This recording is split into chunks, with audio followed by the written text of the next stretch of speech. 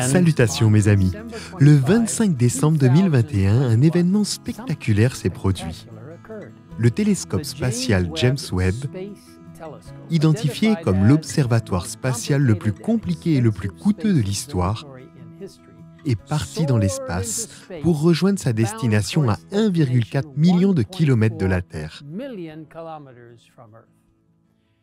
D'un coût de 10 milliards de dollars, le télescope spatial Webb est, selon la revue scientifique Nature, le plus grand pari de l'humanité dans sa quête pour sonder l'univers.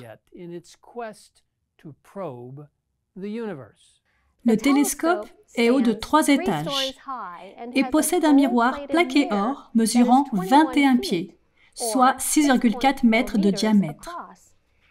Il dispose d'un pare-soleil de la taille d'un court de tennis qui le maintient à une température incroyablement froide de moins 370 degrés Fahrenheit, soit moins 223 degrés Celsius. En vue de son lancement, sur une fusée à grande puissance, le télescope a été entièrement plié comme une création géante en origami. Au cours de son voyage de 15 millions de kilomètres et de 29 jours jusqu'à son point de destination, cette merveille des temps modernes a été conçue pour se déplier pièce par pièce jusqu'à ce qu'elle soit entièrement dépliée en une vaste structure en nid d'abeilles. Selon Günther Hasinger, directeur scientifique de l'Agence spatiale européenne, le processus de déploiement est semblable à celui d'un papillon sortant de sa chrysalide.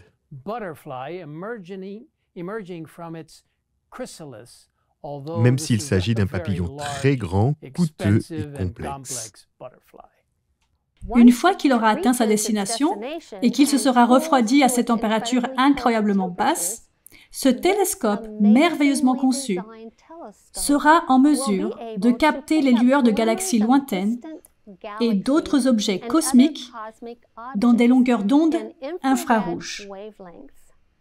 Grâce à sa vision infrarouge, il sera capable de pénétrer dans des régions couvertes de poussière, comme les lieux de naissance des étoiles, et de sonder l'atmosphère des planètes situées au-delà du système solaire, indique la revue scientifique Nature. Cet incroyable télescope spatial est le résultat de plusieurs décennies de recherches minutieuses et de planification détaillée et d'ingénierie très complexe menée par une équipe multinationale d'astrophysiciens, d'astronomes, d'ingénieurs et d'autres scientifiques qui, ensemble, ont créé cette merveille technologique.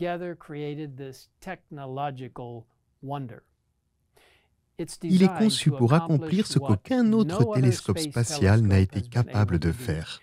Pénétrer profondément dans le cosmos et voir la lumière de ce que les scientifiques pensent avoir été les premières galaxies à se former, après ce qu'ils appellent le Big Bang. En scrutant ce qu'ils croient être l'aube des temps, les scientifiques cherchent des signes de vie. C'est le début de l'une des missions les plus étonnantes que l'humanité ait conçues, a déclaré Thomas Zurbuchen, responsable scientifique de la NASA, lors d'une retransmission sur Internet depuis le site de lancement.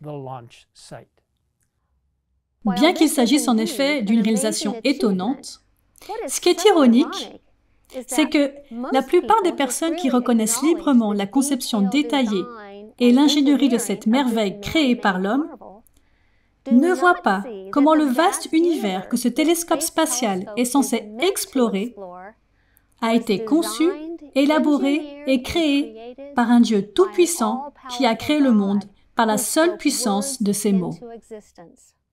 Dans le psaume 19, versets 2 à 4, nous lisons: Le ciel raconte la gloire de Dieu et l'étendue révèle l'œuvre de ses mains. Le jour en instruit un autre jour, la nuit en donne connaissance à une autre nuit. Ce n'est pas un langage, ce ne sont pas des paroles, on n'entend pas leur son. Et dans Hébreux 11, verset 3, on nous rappelle, « Par la foi, nous comprenons que l'univers a été formé par la parole de Dieu, de sorte que le monde visible n'a pas été fait à partir de choses visibles. » Vous voyez, mes amis, notre existence, l'existence de ce monde dans l'univers entier vient de la puissance de notre Dieu créateur.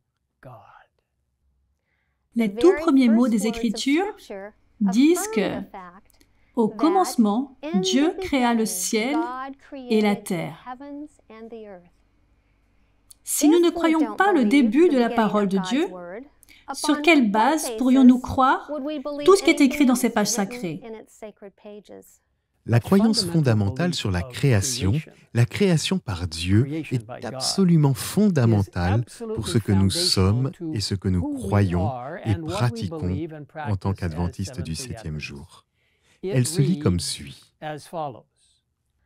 Dieu a créé toutes choses et nous a laissé dans les Écritures le récit authentique de son activité créatrice.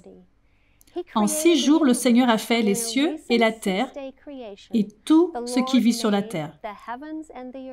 Et il s'est reposé le 7e jour de cette première semaine. Il a ainsi établi le sabbat comme un mémorial perpétuel de l'œuvre qu'il a accomplie et achevée pendant 6 jours littéraux qui, avec le sabbat, constituaient la même unité de temps que nous appelons une semaine aujourd'hui.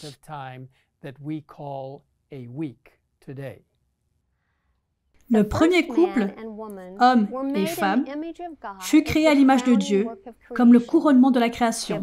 Il reçut le pouvoir de dominer le monde et fut chargé d'en prendre soin. Dès son achèvement, le monde était très bon et proclamait la gloire de Dieu. Mes amis, le thème de Dieu en tant que créateur se retrouve dans toutes les pages des Écritures. Si vous souhaitez lire certaines de ces pages bibliques, ainsi que d'autres documents utiles confirmant la création, je vous invite à visiter le site adventist.org/creation. En outre, le Geoscience Research Institute, une organisation de l'Église adventiste du 7e jour, fournit de multiples ressources ainsi que des recherches scientifiques qui soutiennent une vision biblique du monde. Je vous encourage vivement à visiter leur site récemment mis à jour où vous trouverez des vidéos, des présentations PowerPoint, des articles, des galeries de photos et bien d'autres choses encore à l'adresse suivante grisda.org. Mes amis, l'amour motive tout ce que Dieu fait, car il est amour. Il nous a créés non seulement pour que nous puissions l'aimer, mais aussi pour qu'il puisse nous aimer. Comme il est rassurant de savoir que nous n'avons pas évolué à partir d'une sorte de boue marine, mais que nous avons été créés par la main d'un Dieu aimant. Dans le merveilleux livre « Le ministère de la guérison », nous lisons « On ne peut expliquer la création par la science. Quelle science, en effet, pourrait sonder le mystère de la vie? Pour créer la terre, Dieu n'emprunta pas une matière préexistante. Il dit, et la chose arrive. Il ordonne, et elle existe. Psaume 33, verset 9. Tout, que ce soit dans le domaine matériel ou spirituel, parut à la voix de l'Éternel et fut créé d'après ses desseins. Les cieux et toute leur armée, la terre et tout ce qu'elle renferme, vinrent à l'existence par le souffle de sa bouche. L'action d'un Dieu personnel se manifesta à la création de l'homme. Nous lisons ensuite. Lorsque le Seigneur eut fait celui-ci à son image, la forme de son corps était parfaite, mais il manquait la vie.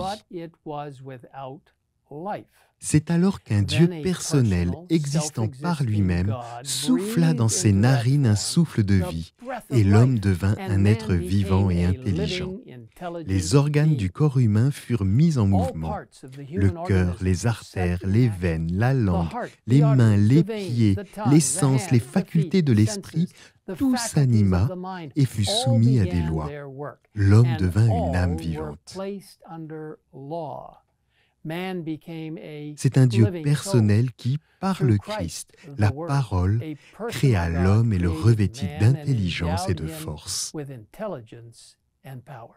Quelle pensée profonde que de savoir que nous avons été créés par un Dieu personnel, qui existe par lui-même, qui nous aime et nous a dotés d'intelligence et de force. Dans la prochaine vidéo, nous examinerons de plus près pourquoi la compréhension de la création est si importante et en quoi elle est fondamentale pour nos vies aujourd'hui. Mais en attendant, sachez que celui qui a créé le vaste univers est le même Dieu qui vous a créé, vous aime et prend soin de vous. Prenons un moment pour le remercier.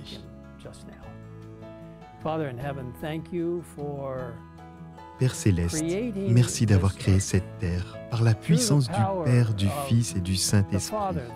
Cette belle terre a vu le jour. Nous te remercions pour le privilège de vivre ici, sachant qu'un jour prochain, tu referas complètement cette terre, à nouveau dans une forme parfaite. Merci de nous écouter dans cette prière et merci de nous donner la vie éternelle grâce à ce que Jésus a fait. Nous te le demandons au nom du Christ. Amen. In Christ's name we ask it. Amen.